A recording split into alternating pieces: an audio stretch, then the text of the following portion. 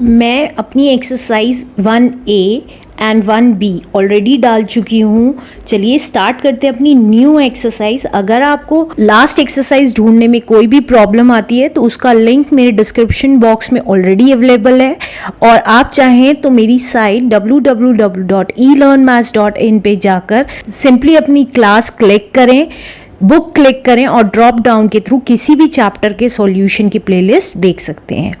तो चलिए स्टार्ट करते हैं अपना नया क्वेश्चन में कह रहा है add the following rational numbers. हमें ये जो सारे रैशनल नंबर्स हैं उनको ऐड करना है।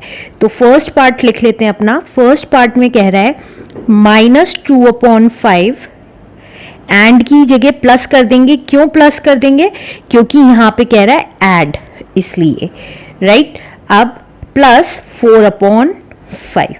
जब भी हमें दो रैशनल नंबर्स ऐड करने होते हैं तो सबसे पहले हम देखते हैं कि इनके डिनोमिनेटर्स सेम है कि नहीं है। अब देखिए डिनोमिनेटर्स सेम है, अगर सेम नहीं होते तो हमें डिनोमिनेटर्स को सेम करना होता। इस क्वेश्चन को करने से पहले 1B एक्सरसाइज जरूर देखें कि डिनोमिनेटर्स सेम कैसे करते हैं। तो देखिए अब दोनों के डिनोमिनेटर सेम है तो हमें कुछ नहीं करना, सिंपली हमारा एलसीएम कितना आ जाएगा? 5 आ जाएगा। क्यों 5 आ जाएगा? क्योंकि इसका डिनोमिनेटर भी 5 है और इसका डिनोमिनेटर भी 5 है। और अगर हम 5 और 5 का एलसीएम निकालेंगे तो क्या आएगा? 5 1 ज़ा 5 होता है, तो ये वाला हमारा क्या आ गया? एलसीएम आ गया। इसलिए इस पार्ट को करने की जरूरत नहीं है।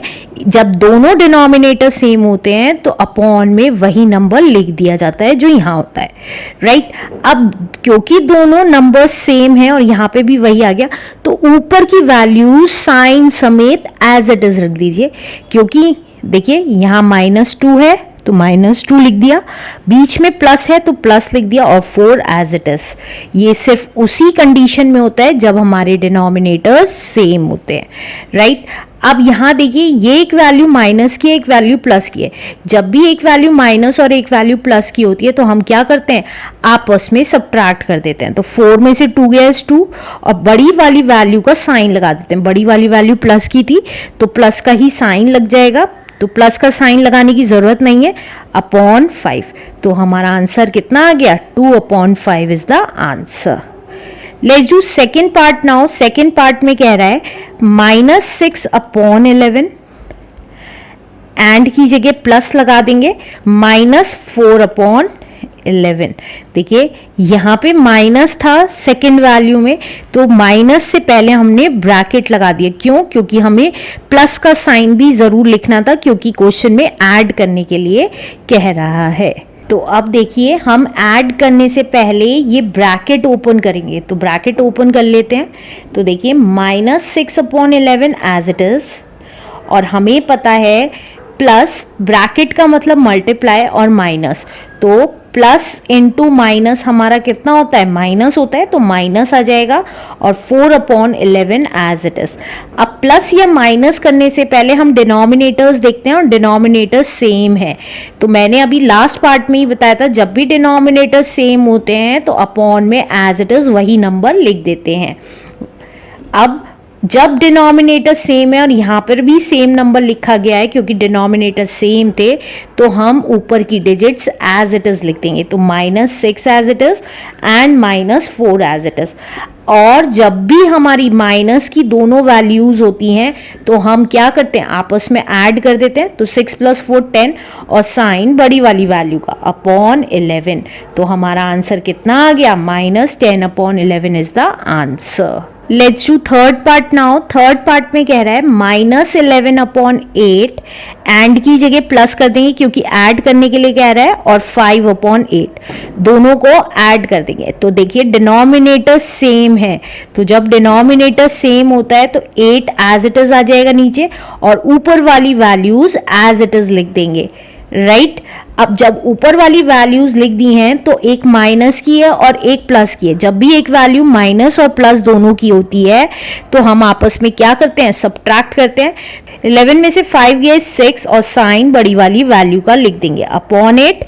अब ये देखिए ये दोनों नंबर्स एक ही नंबर से कैंसिल हो सकते हैं। तो वो कौन सा नंबर है? 2। तो हम दोनों को 2 से डिवाइड कर देंगे स्टैंडर्ड फॉर्म में करने के लिए। तो ये कितना आ गया? माइनस एज इट इज आएगा क्योंकि 2 प्लस का है और 6 माइनस का है, तो इसलिए माइनस लिख देंगे। और 6 को डिवाइड किया 2 से तो 3 आता है, और 8 को 2 से डिवाइड किया तो 4 आता है। तो हमारा आंसर कितना आ गया? -3/4 is the answer. Next part करते हैं। नेक्स्ट पार्ट में कह रहा है -7/3 एंड की जगह प्लस लिख रही हूं 1/3। अब देखिए दोनों के डिनोमिनेटर्स सेम है तो 3 एज इट इज आ गया, और ऊपर की वैल्यूज एज इट इज लिख देंगे साइन के साथ। अब क्योंकि एक माइनस की वैल्यू है और एक प्लस की, तो आपस में सब्ट्रैक्ट हो जाएगी। 7 में से 1 गया 6 और साइन बड़ी वाली वैल्यू का लग जाएगा अपॉन 3। अब ये दोनों ऊपर नीचे की वैल्यूज एक ही नंबर से कैंसिल हो सकती हैं। वो कौन सा नंबर है? 3। तो हम ऊपर नीचे 3 से डिवाइड कर देंगे। तो जब 3 से डिवाइड कर देंगे तो क्या आ जाएगा? देखिए माइनस एज इट इज 3 2 6 होता है और 3 1 3, तो -2/1 को हम क्या लिख सकते हैं? -2 भी लिख सकते हैं। बात एक ही है। Answer. Let's do next part now. Next part कह रहा है 5/6 एंड की जगह प्लस, और क्योंकि माइनस का 1/6 है तो इसलिए हम इसको ब्रैकेट में लिख लेंगे।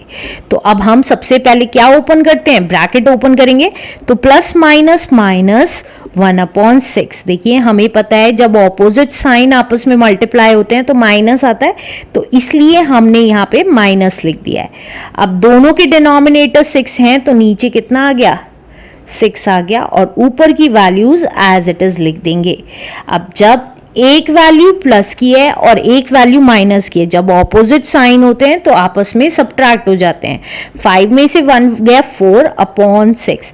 अब ये दोनों नंबर्स एक ही डिजिट से कैंसिल हो सकते हैं। कौन सा है वो? 2 से डिवाइड हो सकते हैं। 2 की टेबल में दोनों आते हैं, 4 भी और 6 भी। तो ये कितना आ गया? 2 2 4 एंड 2 3 6। तो आंसर आ गया हमारा 2/3 इज द आंसर।